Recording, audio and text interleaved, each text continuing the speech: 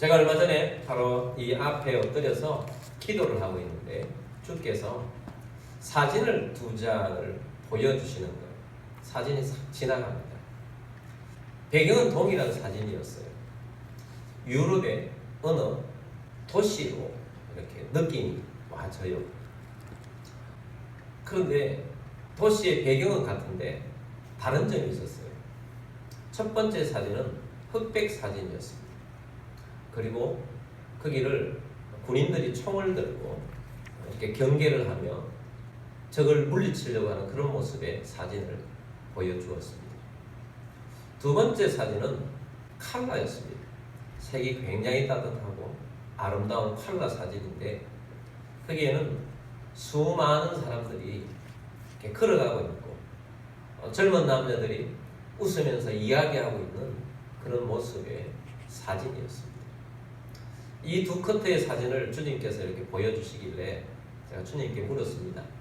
주님, 이 사진에 저에게 보여주시는 이유가 무엇입니까? 이 사진의 의미는 무엇입니까? 라고 물었더니 주님께서 내게 오히려 질문을 하세요. 저렇게 평화스러운 모습이 되기 위해서는 앞에 있는 저 군인들이 전쟁에서 어떻게 해야 하겠느냐 이렇게 물으세요. 당연한 답 아니겠습니까? 네, 주님, 전쟁에서 이겨야 되겠네요. 주님께서 말씀하셨습니다. 너도 전쟁에서 이겨라. 먼저 이겨라. 이런 말씀을 주셨습니다. 그 사진을 생각해 보니까 2차 세계대전 전쟁 때였던 것 같습니다. 만약에 유럽이 나치 독일에게 계속해서 져버렸다면 오늘과 같은 유럽의 모습은 없었을 것입니다. 히틀러도 자기를 하지 않았을 것이고 나치 독일이 유럽 전체를 지배하면 어떤 모습이 되었겠는가 생각해 보게 됩니다. 우리나라도 마찬가지죠. 6.25 전쟁 때 갑자기 침략을 받고 우리는 별 무기가 없었기 때문에 준비가 잘 안 되어 있었기 때문에 얼마 있지 않아서 낙동강 전선까지 밀려가지 않았습니까? 우리나라가 바람 앞에 등불과 같은 그런 나라가 되어 있었을 때 너무나도 감사하게 유엔국에서 우리나라를 도와줘서 그나마 올라갔다가 또 중공 때문에 내려오기도 했지만 다시 휴전선이라는 것이 그어졌지만 그래도 우리가 이 땅을 지킬 수 있지 않았습니까? 만약에 그때 유엔의 도움이 없었더라면 우린 지금 아마 조선민주주의공화국 국민이 되어 있을 것이고 김정은을 찬양하고 오늘같이 예배를 드리지도 못할 것이고 아마 어쩌면 굶어 죽었을 수도 있을 것입니다. 너무나 감사한 일이죠. 그나마 휴전선이 이 땅을 지켰기 때문에 우리나라에서 살아가면서 평화스럽게 살아가고 번영도 이루며 살아가고 자유도 있고 무엇보다도 하나님께 마음껏 예배하며 살아갈 수 있는 우리가 되고 있다는 것입니다. 전쟁에서 완전히 패해버렸다면 이런 좋은 일들이 없을 것입니다. 이번 주에 우리가 수양에 있는 주제도 이기는 자이고 오늘도 이기는 자라는 말씀을 드리는 이유를 제가 이 시간 말씀드리고 있는 중입니다. 우리가 먼저 이겨야 합니다.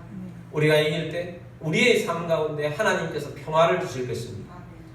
우리가 이길 때 우리의 가정에 하나님의 평화를 주실 것입니다. 우리 교회가 이길 때 하나님께서 주시는 목적들을 이루어가며 하나님의 역사를 이루어가고 능력이 나타나는 교회가 될 것입니다. 우리가 이길 때 이 나라가 살아나게 될 것입니다. 도시가 살아나고 세계가 살아나는 일은 이기는 데 있는 것입니다. 영적 전쟁 중에 있는 것입니다. 사단은 우리를 괴롭히고 있고 힘들게 하고 있고 어려움을 주고 있습니다. 지금의 상태가 전쟁 중에 있다는 것을 말씀을 하고 있습니다. 이기는 자라는 말씀을 들었을 때 저는 얼른 요한계시록을 떠올렸습니다. 요한계시록은 사단과의 싸움이 영적 전쟁을 하는 말씀이에요. 그 중에서 특별히 2장, 3장 말씀은 소아시아의 7교회들에게 주님께서 말씀을 해주시는 내용입니다. 7교회들에게 말씀해 주시는데 소아시아의 7교회들은 교회들이 다양합니다. 칭찬만 듣는 교회도 있었고, 칭찬도 있고 책망도 함께 듣는 교회도 있었고, 책망만 듣는 교회도 있어요. 근데 그 7교회에 주신 말씀 중에 오늘은 마지막 교회인 라오디게아 교회에 대한 말씀을 듣기를 원합니다. 그런데 그 7교회에 주시는 말씀 중에서 모두가 다양하게 그런 것이 있지만 주님께서 마지막으로 주시는 말씀은 동일한 것이 딱 한 가지가 있어요. 7교회 모두에게 주신 말씀이에요. 이기는 자는 이렇게 될 것이라는 약속의 말씀을 주셨어요. 하나님께서 약속을 해주셨는데, 좋은 약속을 해주셨는데 그 약속을 받을 수 있는 사람이 있다. 어떤 사람이 받느냐? 이기는 자가 받는다는 것입니다. 계시록 3장 21절 말씀을 보겠습니다. 이기는 그에게는 내가 내 보좌에 함께 앉게 하여 주기를 내가 이기고 아버지 보좌에 함께 앉은 것과 같이 하리라. 아멘. 자, 라오디게아 교회에도 이기는 그에게는 내가 내 보좌에 함께 앉게 하여 주기를. 이기면 예수님의 보좌에 우리를 함께 앉혀주신다는 것입니다. 내가 이기고 아버지 보좌에 함께 앉은 것과 같이 하리라. 여러분, 우리가 천국에 가서 예수님 보좌에 감히 앉을 수 있겠습니까? 근데 이기면 그 자리에 주님께서 너도 한번 앉아봐, 그렇게 해주실 것입니다. 할렐루야. 뿐만 아니고 우리가 이 땅 가운데 살아가는 영적인 나라, 예수님의 나라인데 우리들도 예수님의 보좌에 함께 앉는다는 것은 우리가 권세를 가진다는 말인 거죠. 이 땅에서도 이기는 자에게 영적인 엄청난 권세를 주실 것이라는 것입니다. 누구에게? 이기는 그에게. 우리가 이 말씀을 통해서 하나 깨닫는 것이 있어요. 모두가 다 7교회의 말씀을 주셨는데 이기는 교회에는 이렇게 말씀하지 않고 이기는 자에게는 이라고 말씀을 하셨어요. 이기는 그에게는 개인적으로 이겨라는 것입니다. 이기는 것은 우리 개인이, 각 개인이 이겨야 한다는 거예요. 여러분 한 사람 한 사람이 우리가 비전교회라는 이름으로 모여 있지만 이기는 것은 각 개인이 이겨야 하는 것입니다.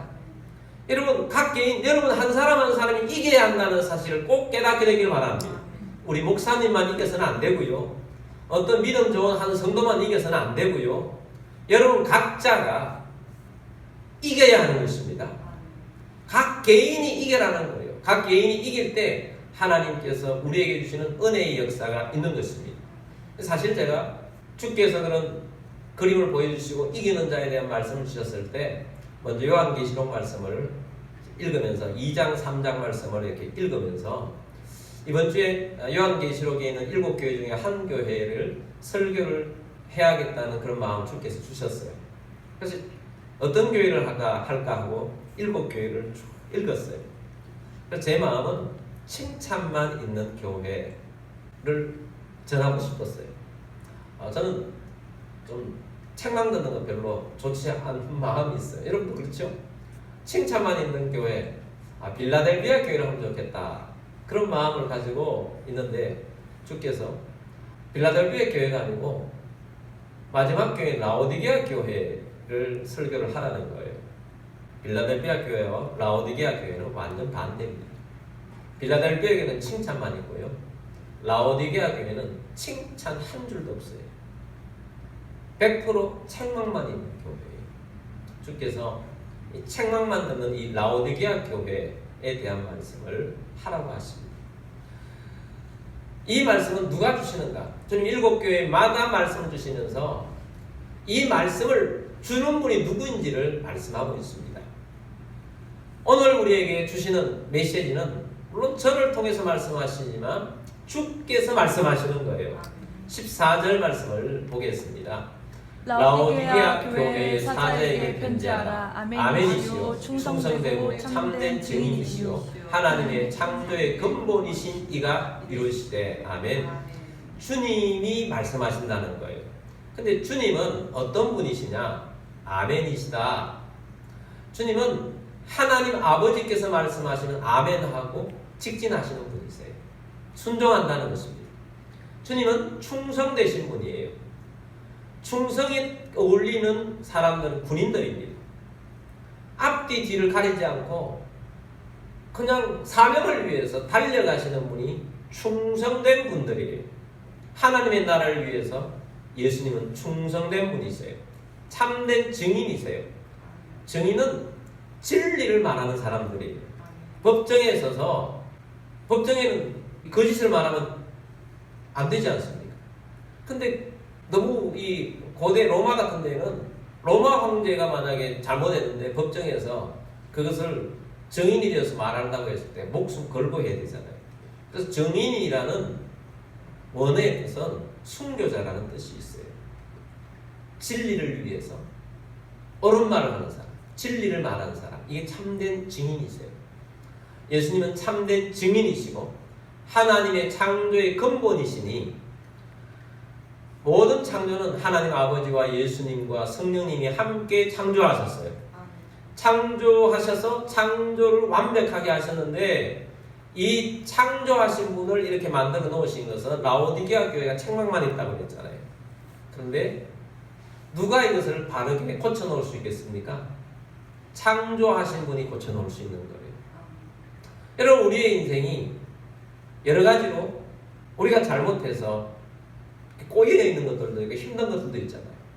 근데 그 모든 것들을 누가 바르게 바로 잡아서 창조하실 때처럼 우리를 바로 만들어 주시는가? 주님만이 하실 수 있는 분이에요.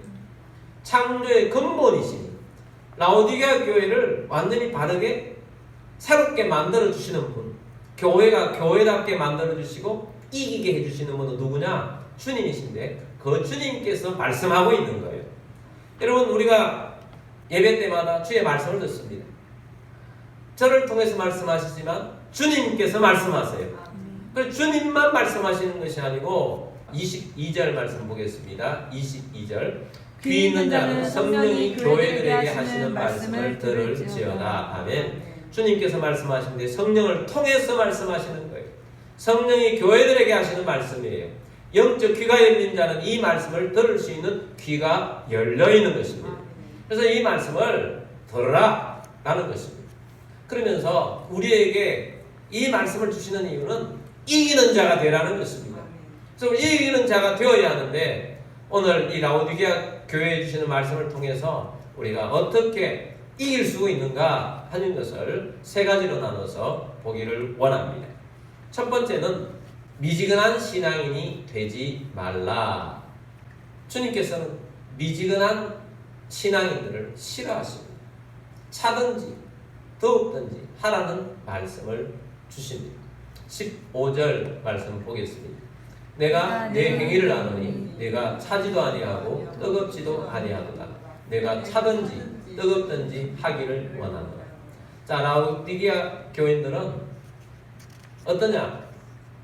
차지도 않고 뜨겁지도 않은데 주님께서 그들의 모습을 보면서 다 안다는 거예요. 주님은 정확하게 오늘 우리들 딱 보면 엑스레이 찍으면 우리의 내부가 보이듯이 우리의 영적인 상태를 그냥 다 아는 거예요. 왜 아멘이시오라를 붙였겠어요? 라오디게아 교인들은 아멘이 없는 겁니다. 주님의 말씀에 아멘 해도 입은 아멘 할 수 있어요. 근데 주님 그거 맞는 것 같네요. 차차 하죠 뭐. 다음에 하면 안 될까요? 옳은 말이긴 한데 주님 내 사정을 아시지 않나요? 이게 미지근한 거죠. 이런 상태가 미지근하다는 것입니다. 근데 주님께서는 차든지 더욱든지 하라는 것입니다. 차다는 것, 냉철한 것입니다. 여러분, 우리가 이 더운 여름날에 냉수 한 그릇 마시면 시원하지 않습니까? 여러분, 예수님을 바르게 만난 사람들은 아주 시원하게 해주는 사람들, 분명합니다. 타협함이 없습니다. 그냥 불분명하지 않습니다. 분명해요. 옳고 그름이 분명하고 내가 할 행동, 하지 말아야 할 행동들이 분명합니다. 이건 해야 하고 이건 하지 말아야 되고 이건 해야 하고 시원한 것이죠. 여러분, 우리 예수를 제대로 만난 사람들은요, 정말 행동 하나하나 자체가 굉장히 시원하게 행동합니다. 찬 것이죠. 뿐만 아니라 열정, 뜨거운 열정이 있는 것입니다. 주님께서는 우리에게 열정을 원하십니다. 미지근함을 원치 않는 것입니다. 여러분, 주님께서는 미지근한 신앙 원치 않으세요. 저희 어머니는 굉장히 열정이 있는 분이셨어요. 저희 집도 굉장히 가난하시기 때문에 어머니께서 일을 많이 하셨어요. 제가 어릴 때 보아한 것은 어머니가 계란을 사가지고 와가지고 이고 다니면서 계란을 파셨어요. 그리고 나중에는 화장품 외판을 하셨어요. 자, 그렇게 낮에는 힘들게 어렵게 생활하는 중에도 우리 어머니께서 놓치지 않는 것은 새벽부터 일어난다는 거예요. 혼자만 일어나지 않고 나까지 깨워놓고 가세요. 공부하라고. 그런데 한 번도 공부한 적은 없습니다. 그냥 엎드려 자다가 다시 방문이 열리면 다시 공부하는 척만 했는데 굉장히 싫었어요. 그렇지만 지나놓고 보니까 우리 어머니 열정이 대단했어요. 그때는 교회들 저녁마다 집회가 얼마나 많은지, 부흥회도 얼마나 많은지, 우리 교회 부흥회뿐만 아니라 이웃교회, 옆에 교회, 온 동네 교회는 다 다니면서 저를 끌고 다니시면서 그렇게 열정적이셨어요. 나중에는 어머니께서 신학을 하고 싶어 하셨어요. 고등학교 자격증이 없으니까 고등학교 하여튼 그것을 했어요. 신학교를 가셨어요. 늙음하게 공부를 얼마나 열심히 하셨는지 열정적으로 사셨어요. 그래서 저희 어머니를 떠올리면 열정입니다.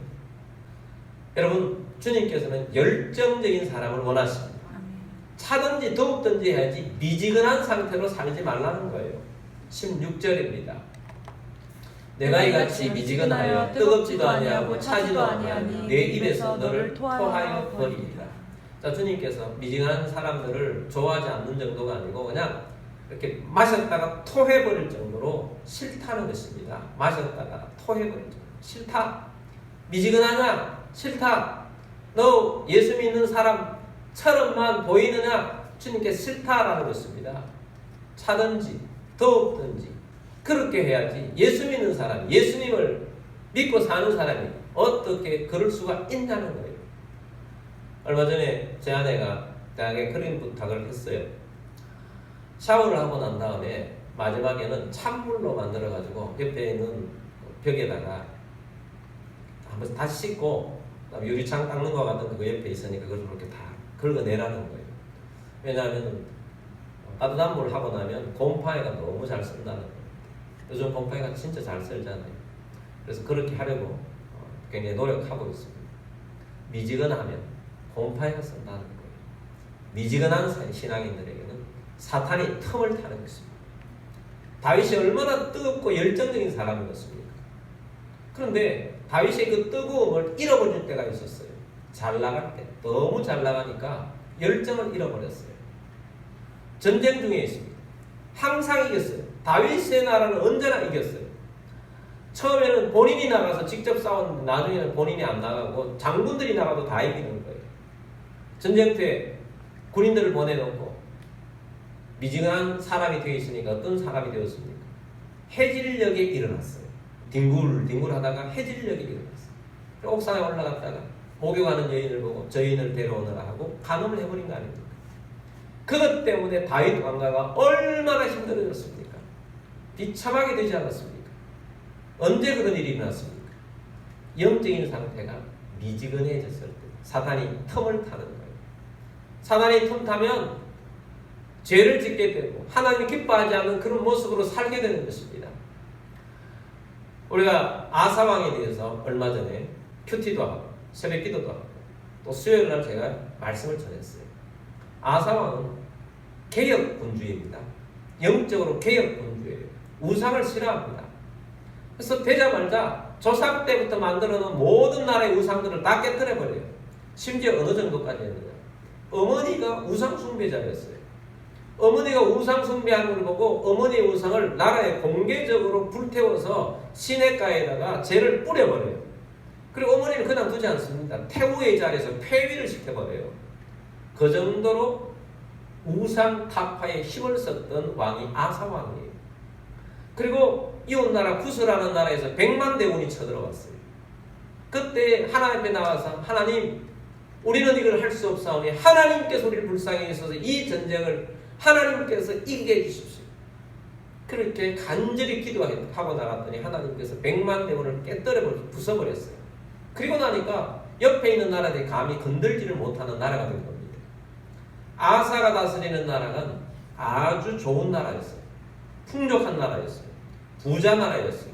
잘 되고 있었어요. 그런데 아사가 그런 상태에 있으니까 마음이 무너집니다. 하나하나 무너졌어요. 그래서 무너져서 아사 통치 35년 되었을 때는 아사의 옛날 그 믿음이 사라져버렸어요. 북쪽에 있는 이스라엘이 쳐들어왔습니다. 그리고 쳐들어와서 거기에다 성을 쌓으니까 머리를 가지고 이용을 했어요. 자기가 성전에 바쳤던 금이 있어요. 예물이 있어요. 그것을 성전에서 빼와가지고 북쪽에 있는 아람 왕에게 뇌물을 바쳐가지고 그 문제를 해결해요. 머리로 해결해버리는 거죠. 근데 그것을 누가 보고 있어요? 하나님 보고 계신 것입니다. 북쪽에 이스라엘을 물리쳤는데, 머리로 물리쳤는데 하나님 보고 있어요. 하나님 선지자를 보냈습니다. 너 왜 그러냐? 너 옛날에 믿음이 있을 때를 있었는데 하나님만 의지하지 않고 네 머리를 의지하고 네 생각대로 그렇게 하느냐? 라고 선지자를 통해 말하니까 옛날 같으면 회개할 텐데 회개하지 않아요. 선지자를 감옥에 가둬버립니다. 하나님 어떻게 하시겠습니까? 발병이 나게 하고 병이 나서 있는데 그때도 성경은 뭐라고 말하느냐? 아사왕이 하나님을 의지하지 않고 누구를 의지해요? 의원을 의지해요. 하나님께서 생명 끝내버린 거예요. 너 생명 내가 주관하지 의사가 주관하는 것이 아니다는 것입니다. 여러분, 오늘 우리들에게 있어서 하나님 안에서 살아가는 주의 백성이 되기를 원합니다. 미지근하면 안 돼요. 곰팡이처럼 사단이 틈타요. 말씀에 열정적이고 예배에 열정적이고 기도에 열정적이고 생명에 열정적이고 복음에 열정적인 주의 백성으로 살게 되기를 바랍니다. 미지근한 신앙을 벗어나라는 것입니다. 두 번째는 영적인 안목을 가지라라고 말씀을 하고 있습니다. 영적인 안목을 가지라. 선글라스 있지 않습니까? 선글라스를 끼면 좋다고 합니다. 특별히 여름에는 자외선 차단을 해주니까 선글라스를 끼면 좋다고 합니다. 저도 나이가 이제 좀 드니까 눈이 좀 약해지는 것 같아서 조금 가까운 데 가는데도 이 동네 가는데도 저는 선글라스를 자주 끼고 다닙니다. 혹시 선글라스를 끼고 다니는 저를 마주쳤더라도 당황하지 마십시오. 눈을 보호하기 위해서 그렇게 끼고 다니고 있습니다.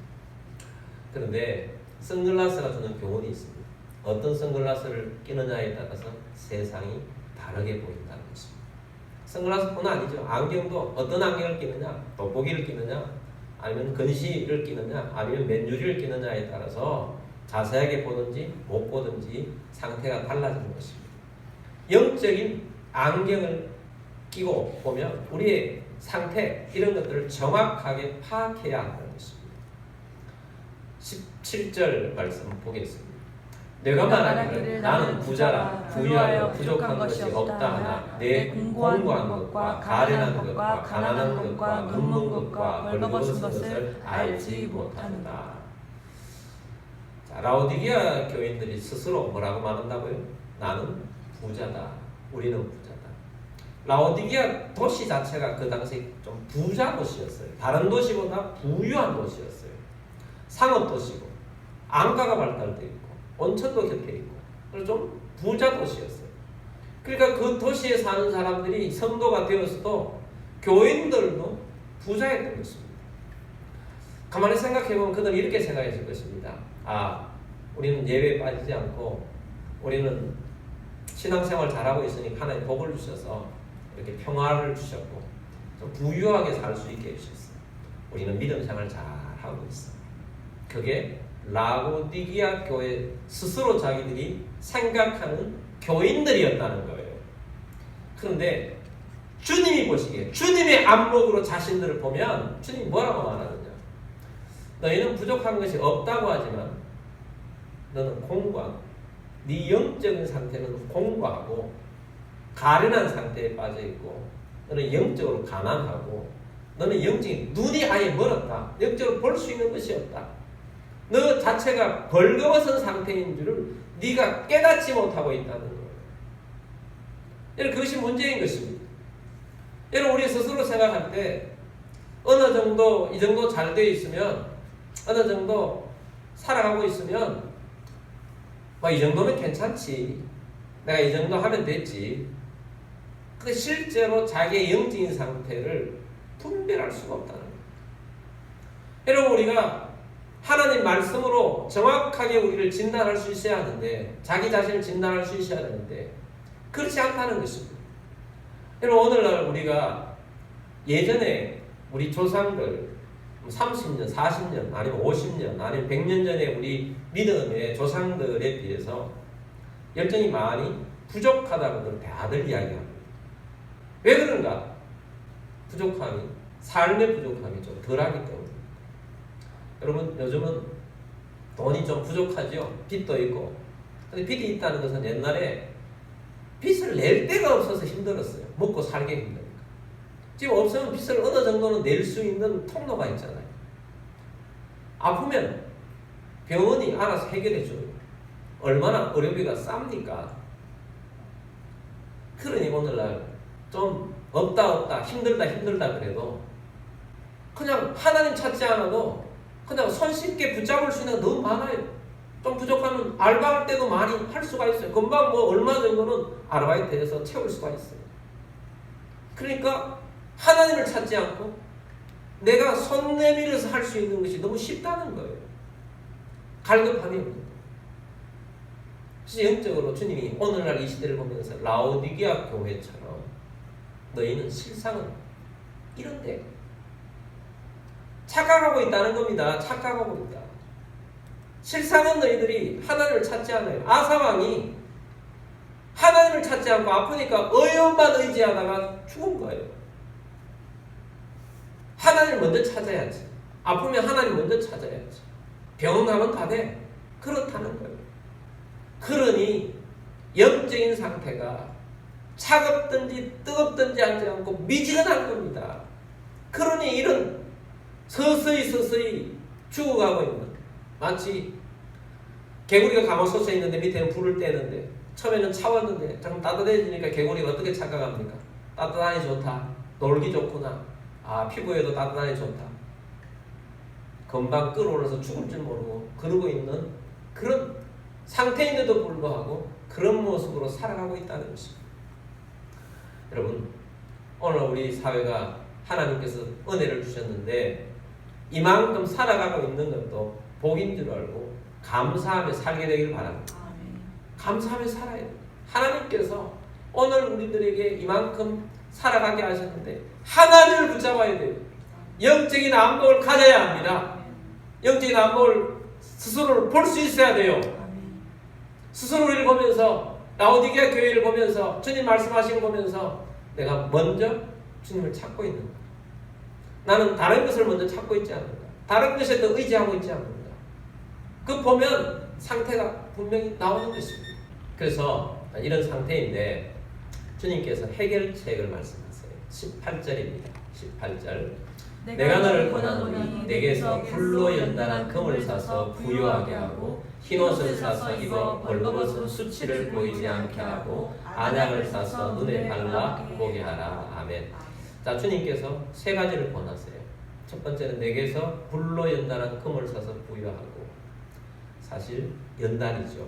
연단을 통해서 영적으로 다시 회복해야 한다. 두 번째는 흰옷을 사서 입어라. 그래서 벌거벗은 너 수치를 보이지 않게 하라. 세 번째는 안약을 사서 눈에 발라서 보게 하라 라고 말씀을 하고 있어요. 이 세 가지를 간단하게 보도록 하겠습니다. 첫 번째는 연단. 연단이 안목을 새롭게 합니다. 간증을 많이 들어봅니다. 모든 간증하는 사람들은 연단을 받아요. 인생의 밑바닥을 보는 것입니다. 오도 가도 못하는 것입니다. 그때는 주님만 바라볼 수밖에 없어요. 그래서 금같은 믿음을 가지는 것입니다. 그래서 영적인 안목이 새롭게 생기는 것입니다. 그전에는 몰랐다가 영적인 안목이 새롭게 생겨서 나아가게 되더라라는 것입니다. 그래서 오늘날 우리들이 연단을 받아요. 어려워요. 주님을 찾게 되길 바랍니다. 사람들이요. 그리스도인들 중에도 고난을 받으면 모두가 다 연단으로 믿음을 생활 잘 할 줄 아는데 더 많은 사람들이 고난을 받으면 하나님께 원망하고 하나님 떠나는 사람도 많다. 그리스도인들에게 주는 연단은 주님을 붙잡으라는 사인입니다. 연단을 받아서 주님을 붙잡고 이겨나가는 것입니다. 두 번째는 흰옷을 사서 입으라는 것입니다. 부끄럽잖아요. 영적인 상태가 자기 스스로를 잘 보지 못해요. 자기는 공부하고 가련하고 힘들고 죄도 있고 그렇게 하는데도 불구하고 말씀이 없으니 스스로를 보지 못해요. 주님께서 안목을 가지라고 하면서 너 스스로를 정확하게 보라는 겁니다. 정확하게 보면 예수 그리스도를 붙잡을 수밖에 없어요. 흰옷을 사서 부끄러움을 가리라고 그러잖아요. 그 흰옷은 예수 그리스도의 보혈의 옷을 입으라는 것입니다. 여러분 예수 그리스도의 보혈의 옷을 입으십시오. 보혈의 옷을 입으면 거룩하게 되고 거룩을 벗어나는 행동을 할 수가 없어요. 세 번째는 안약을 사서 눈에 바르라고 합니다. 안약을 사서 눈병이 난다. 너 왜 너 스스로를 보지 못하냐? 우리를 정확하게 볼 수 있는 것은 말씀입니다. 말씀을 기준이 되게 하라는 것입니다. 말씀이 기준이 되어서 말씀 안에 살면 우리의 기준이 정확하게 되어서 하나님의 바르게 살 수가 있는 것입니다. 말씀을 붙잡으십시오. 말씀을 묵상하십시오. 말씀을 읽으십시오. 말씀을 새기십시오. 그래서 말씀이 이끌어가는 삶이 되도록 하라라는 말씀을 주고 있습니다. 그래서 영적인 안목을 바로 가지고 이런 해결책을 가지고 살아가야 한다는 것입니다. 그게 세 번째는 회개하고 예수님과 동행하라는 것입니다. 사실은 이것 되면 앞에 거 다 해결됩니다. 앞에 있었던 모든 것들 우리 영적인 상태를 말하는 것인데 이거 하라는 거예요. 회개하고 예수님과 동행하십시오. 19절 말씀 보겠습니다. 무릇 내가 사랑하는 자를 책망하여 징계하노니 그러므로 내가 열심을 내라 회개하라. 아멘. 주님은 사랑하는 자를 그냥 두지 않습니다. 주님은 라오디게아 교회를 사랑하기 때문에 내가 책망한다는 것입니다. 그리고 징계도 한다는 것입니다. 징계를 하는 권한이 좀 있겠죠? 사실은 그런 권한은 복된 권한이에요. 징계를 해서 돌이키라는 것입니다. 그리고 하나님께 대한 열심을 내라, 회개하라, 돌이키라는 것입니다. 회개해서 주님 앞에 돌아오라는 거예요. 20절이 제일 중요해요. 20절 말씀 보겠습니다. 볼지어다 내가 문 밖에 서서 두드리노니 누구든지 내 음성을 듣고 문을 열면 내가 그에게로 들어가 그와 더불어 먹고 그는 나와 더불어 먹으리라. 아멘. 주님께서 주시는 말씀인데 많이 들었던 말씀이죠. 근데 이 말씀은 주님을 영접하라는 말씀인데 주님께서 이 말씀을 주는 사람은 불신자에게 주신 말씀이 아니잖아요. 라오디게아 교인들에게 이 말씀을 지금 주고 있어요. 근데 주님께서 안타깝게 뭐라고 말씀하느냐? 네 마음 문을 열어라. 내가 옆에서 네 마음을 두드리고 있으니 네 마음을 열어라. 내가 너 속에 들어가지 못하고 있다라는 것입니다. 주님 네 옆에 있지, 네 속에 지금 있지 못하기 때문에 주님께서 이 말씀을 주고 있습니다. 여러분 많은 그리스도인들이 주님을 모시지 않고 살고 그게 문제인 거예요. 주님을 곁에 두고 살아요. 주님 곁에 두면서 어떻게 사느냐? 마치 우상숭배, 불교에 가서 석가 모니에게 절하듯이 절하면 빌면 내가 지금 어려운 문제가 이것 좀 해결해 주세요 하는 그런 상태 정도로 신앙생활을 하고 있는 것이 문제예요. 내가 지금 어려움이 있으니 주님 해결해 주세요. 내 곁에 계시면서 뭐 하세요? 함께 안 해주시고 이거 좀 해결해 주세요. 그러고 있는 거예요. 그래서 주님은 뭐라고 하시느냐? 네 곁에 있는 것이 아니라 네 마음을 좀 열고 내가 너 속에 들어가서 너와 함께 살고 싶다. 내가 너의 주가 있지 않느냐? 내가 너가 주로서 너를 열정적이고 또 너를 사용하고 너를 통해서 일하고 싶은 것도 많고 너와 함께 하고 싶다. 교제하고 싶다. 라는 것이 주님의 뜻입니다. 라오디게아의 문제는 비지근해지고 영적인 상태가 그렇게 된 것도 다 주님을 곁에 두고 살았기 때문이고 자기 속에 주로 모시지 않고 살았기 때문이라는 거예요. 그래서 그것을 회개하고 주님이 네 속에 들어가고 싶어. 너와 함께 하고 싶어. 네 마음을 열고 나를 영접하라는 것입니다. 그럼 주님께서 먹고 마시며 함께 교제를 나누며 살고 싶다는 것입니다. 여러분 어떤 상태에 있습니까? 여러분 예수님 구원자의 줄 믿고 믿음으로 살아가고 있지만 혹 여러분도 라오디게아 교인들처럼 곁에만 두고 있지 때때로 내가 필요하면 버튼을 눌러서 도와주세요 할 정도에만 예수님을 따르고 있지 않습니까? 아니면 예수님 앞에 예배하고 예수님을 높이고 있기는 하지만 필요할 때는 주님을 사랑한다고 고백하고 그러지는 않습니까? 그래서 열정이 없고 냉철함도 없고 타협하면서 적당히 살아가는 미지근한 그런 사람들은 아닙니까? 그래서는 이길 수가 없다는 것입니다. 왜 사탄이 우리 계속 틈타고 우리를 어렵고 힘들고 그런 경지로 몰아가느냐? 미지근하기 때문입니다. 곰팡이 쓰는 것처럼 우리 삶 가운데 죄가 녹슬고 우리 속에 자꾸 자라나는 것입니다. 그래서 힘들어지는 거예요. 주님께서 우리에게 말씀합니다. 내가 너 속에 들어가고 싶어. 회개하고 의로 힘있고 거룩하고 깨끗한 곳에 들어가서 내가 너의 주가 되고 싶어. 함께하고 싶어. 주님 모시고 살아가면 주님이 주님의 보호자까지 다 내어준다고 하지 않습니까? 엄청난 말씀이에요. 이기는 자가 되게 해주시는 거죠. 능력이 나타나게 해주는 거죠. 주님이 내 속에 계시니까 주님의 보호자가 우리 자리가 되는 거예요. 그래서 주님께서 역사하시기 시작하게 될 것입니다. 그럼 오늘 우리가 이 말씀을 들으면서 정말 오늘 중요한 메시지 들었습니다. 이기는 자. 주님이 우리 속에 계시면 이기게 됩니다. 아멘. 주님이 계셔서 우리 가운데 이기는 것을 어떻게 이길 것인가에 대한 말씀을 수양회를 통해서 듣게 될 것입니다. 여러분 이기는 자가 되어야 합니다. 아멘. 이기는 자가 되면 평화가 일어나고 하나님의 놀라운 일들이 우리를 통해서 일어나기 시작할 것입니다.